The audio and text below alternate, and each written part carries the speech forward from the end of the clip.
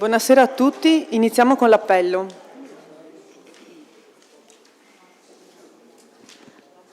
Buonasera a tutti, procedo con l'appello. Sarto Marco, Montisano Vera, Perissinotto Nicola,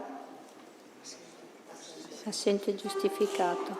Zia Paolo, Canta Elisa, assente giustificata. Di Vece Daniela, Trevisan Elisa, Presente. Bravin Rachele, Finotto Alberto Fabio, Guglielmini Pirino, Battistuta Diego, Tamassia Evaristo, Marchesan Rocco, Buoso Arianna, Boato Giuseppe, assente giustificato. Miollo Carlo, Basolino Antonio. Sono presenti come assessori esterni Antelmo Luca, Berardo Giampietro, Doretto Catiuscia, Munerotto Mattia. Punto 1 all'ordine del giorno. Scrutatori nominati il capogruppo Marchesan, il consigliere Baso e il consigliere Finotto. Il punto 1 all'ordine del giorno, approvazione regolamento comunale per il funzionamento delle mense scolastiche in relazione all'assessore Antelmo. Grazie Presidente. Senza dover leggere tutta la delibera, questo regolamento che avete già avuto modo di verificare in Commissione è un regolamento che varia perché si aggiunge sostanzialmente l'utilizzo di un'applicazione per la gestione dei buoni mensa, dei pasti dei ragazzi alla scuola.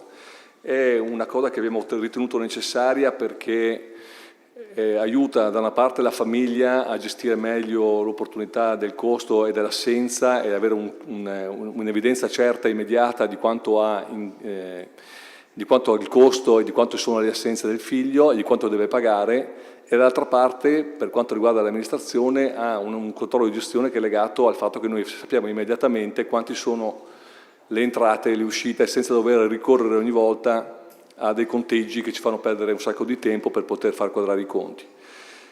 Di fatto questo nuovo regolamento viene chiesto di essere approvato perché per dare atto per inserire l'utilizzo di questa piattaforma digitale, una piattaforma che è stata utilizzata già da più di 370 comuni in Italia e molti anche nel nostro territorio, e che quindi in un certo senso garantisce una certa agilità e una funzionalità del mezzo. La cosa che abbiamo ritenuto anche di dover fare per tutti coloro che non hanno dimestichezza nella digitalizzazione, il nostro ufficio che è responsabile di questo adempimento si è reso disponibile a dover, con le famiglie, con i familiari, con tutti coloro che ne avessero bisogno, di essere di supporto sia per caricamento dei buoni e sia per l'utilizzo stesso della piattaforma digitale.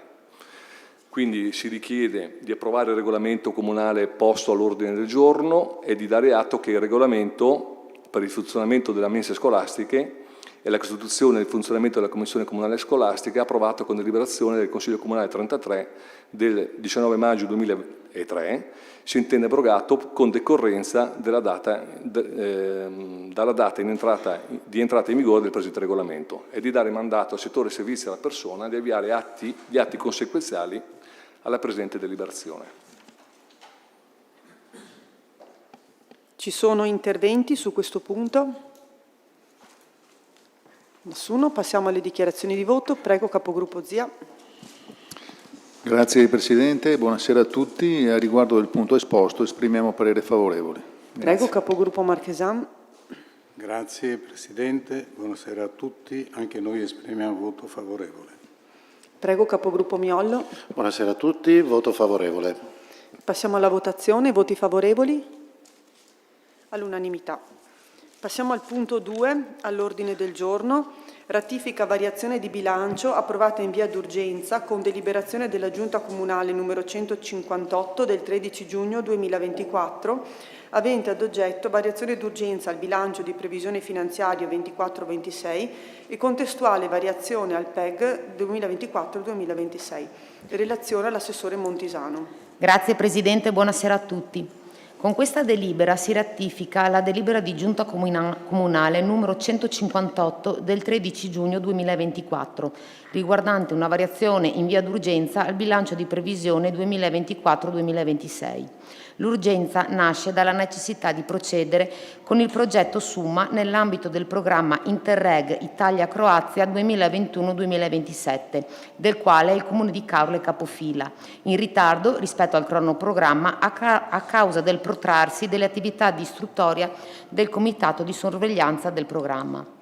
Per i contributi dell'Unione Europea, euro 1.755.571,25 e dello Stato, euro 169.447, ed il loro relativo trasferimento ai partner del progetto, sono stati creati appositi capitoli di entrata e di spesa.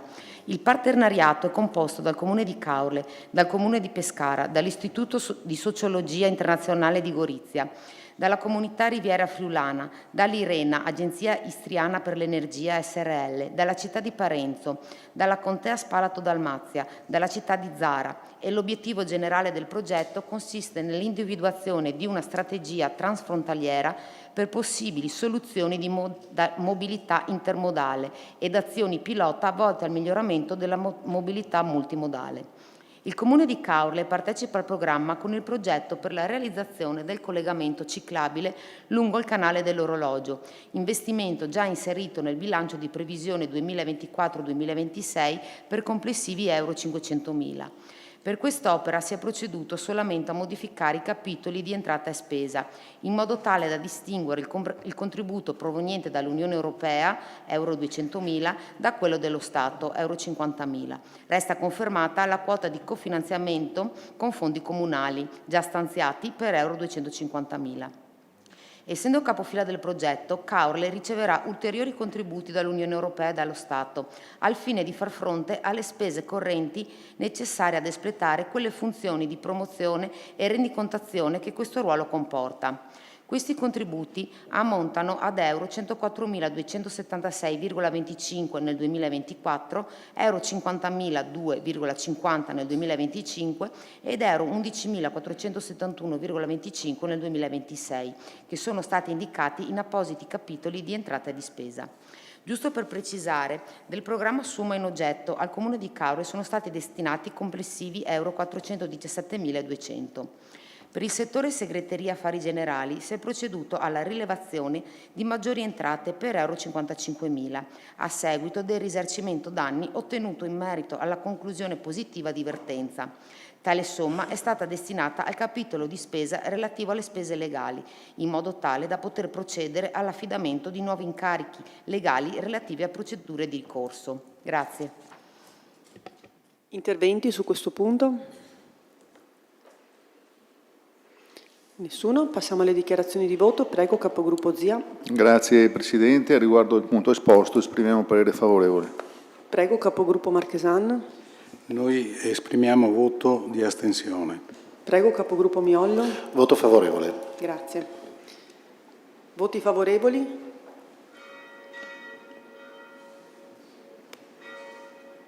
Voti contrari?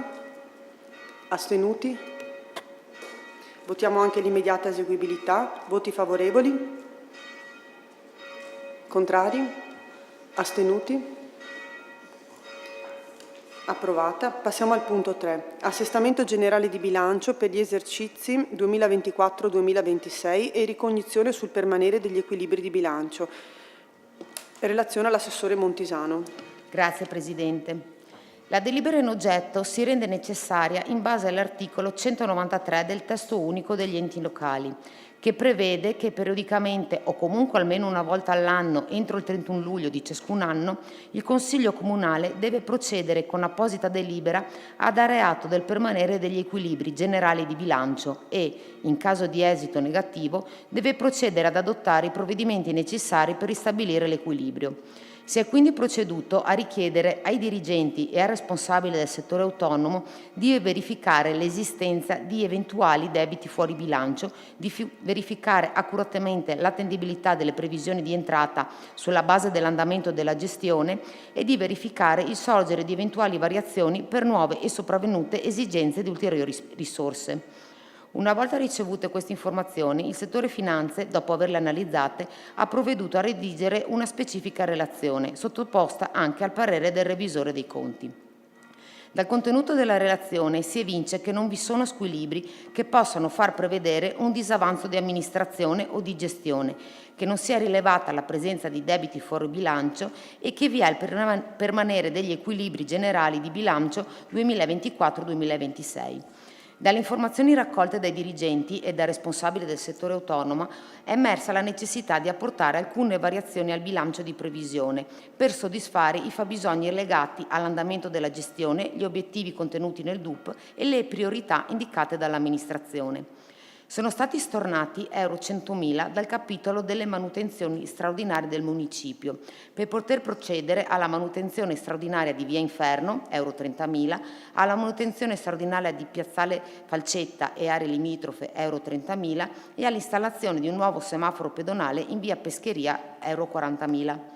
Si è proceduto ad utilizzare euro 5.483,27 di avanzo vincolato per restituire alla Regione Veneto parte di un contributo riguardante un progetto di videosorveglianza.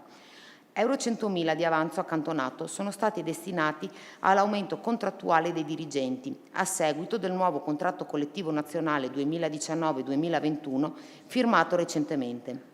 Sono stati stanziati euro 74.000 per adeguare il fondo svalutazione Tari, utilizzando avanzo libero, ed euro 1.500 per adeguare la spesa per interessi su mutui a tasso variabile.